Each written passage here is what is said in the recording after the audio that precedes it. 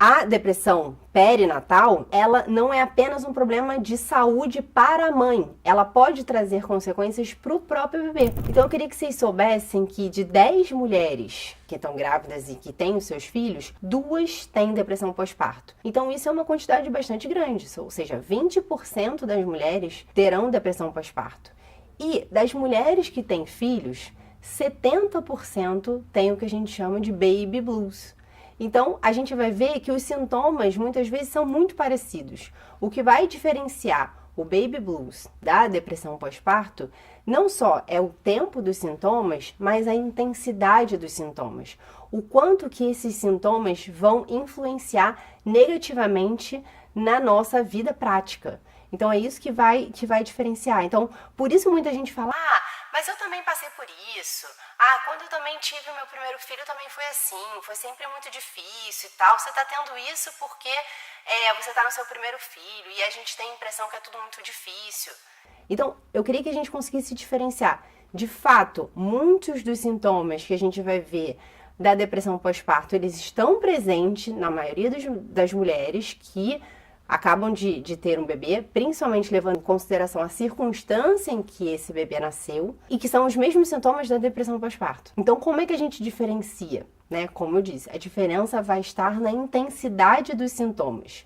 E por que acontecem essas alterações, Uma das respostas, a gente não sabe exatamente qual é o motivo, qual é a causa da depressão pós-parto, mas uma das causas são as alterações hormonais abruptas que acontecem na hora que nasce o bebê. Então a gente tem uma quantidade de hormônio e daqui a pouco essa alteração hormonal ela varia muito abruptamente. Além disso, as circunstâncias como gravidez não desejada, medo por questões financeiras, um bebezinho que chora muito, uma mãe que está se sentindo sozinha porque ela está com alguma dificuldade no casamento, a sensação de vulnerabilidade, não poder fazer o que a gente fazia antes, isso tudo faz com que a gente tenha uma maior chance de ter a depressão pós-parto, tá? Então, como eu dizia, 70% das mulheres têm o baby blues, que é uma condição que dura um curto período de tempo, ou seja, dura de 1 a 2 semanas, e que sem uma intervenção médica, ela vai aparecer sozinha, E os sintomas são esses, a gente chora sem motivo, a gente fica irritada, a gente fica inquieta, a gente pode ter sintomas de ansiedade, mas isso são sintomas leves, que não tem uma consequência na minha vida prática de eu não conseguir fazer as minhas atividades diárias, não só com o bebê, mas também sem ele, Ou seja, o cuidado da casa, a relação com as pessoas.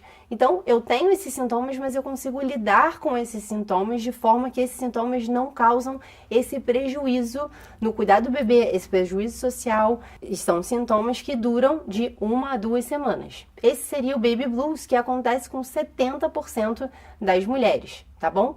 Já a depressão pós-parto, ela tem um sintoma muito mais intenso, Então, a intensidade dos sintomas é muito maior. A mulher, ela acaba tendo um prejuízo na concentração, na atenção, ela não consegue se concentrar em nada, ela não consegue se concentrar em ler um livro, ela não consegue se concentrar na conversa com uma pessoa, ela não consegue se concentrar para assistir um filme, por exemplo. O sono fica prejudicado e aqui não entra o sono por conta do bebê, que está dormindo, ou seja, ela coloca o bebê para dormir, ela não consegue dormir, ela tem uma dificuldade de sono, ou então, por outro lado, ela dorme demais, ou seja, ela deveria estar conseguindo acordar por conta do bebê, mas ela acaba tendo muito sono, acaba dormindo demais, ou ela deixa de se alimentar, ou ela começa a não se preocupar com algumas coisas do bebê, ela deixa de cuidar-se de si própria, ela sente uma incapacidade de cuidar do próprio filho, Então, a depressão perinatal, ela não é apenas um problema de saúde para a mãe, ela pode trazer consequências para o próprio bebê,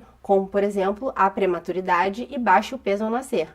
Ou seja, mães que têm depressão perinatal na gestação, elas podem trazer consequências para o bebezinho, Pode trazer consequências para o vínculo entre mãe e bebê, problemas de alimentação do bebê, porque ela acaba não conseguindo amamentar como ela deveria por conta dos sintomas depressivos, Problemas de sono, Pode ter depois déficits cognitivos, emocionais, de desenvolvimento, de habilidades sociais. Então, de fato, é uma questão que não diz respeito só à mãe. Então, talvez isso anime algumas mães a se tratarem, a buscarem ajuda, porque ela não está trazendo um prejuízo só para ela, mas é um prejuízo também para o bebê, né? Então, que sintomas são esses?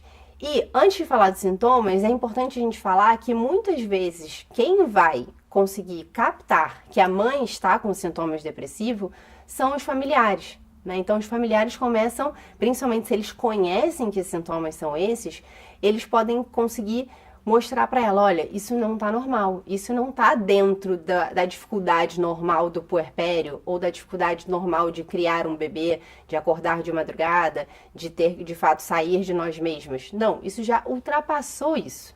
E que sintomas são esses? Primeiro, a pessoa, né, a mulher sente-se muito triste.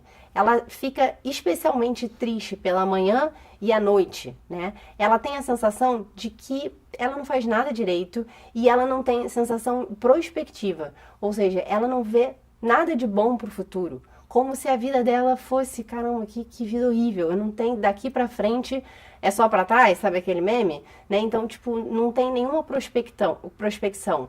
Ela perde o interesse por fazer atividades que antes ela gostava de fazer. Ela tem uma mudança de apetite, ou para mais ou para menos. Ela passa a ter problemas para dormir, ou com insônia, ou então dormindo demais. Ela pode ter uma exaustão permanente, né, que não se justifica só pela presença do bebê, mas está sempre muito cansada, como se estivesse carregando de fato o peso do mundo. Ela pode ter um aumento da atividade física, só que sem propósito. Ou seja, ela não consegue parar, ela fica sempre andando, ela fica mexendo as mãos, né? Ou então ela pode ter movimentos e falas mais lentos. Outro sintoma, ela se sente inútil e culpada. Então, porque de alguma maneira ela pode ter um insight de caramba, eu não estou conseguindo fazer o que eu deveria. Eu imaginei que as coisas seriam de um jeito e as coisas não estão sendo de um jeito. Eu sou uma péssima mãe, eu nunca vou conseguir educar essa criança como eu deveria, eu não consigo dar conta, porque eu acho que a minha amamentação não está sendo suficiente.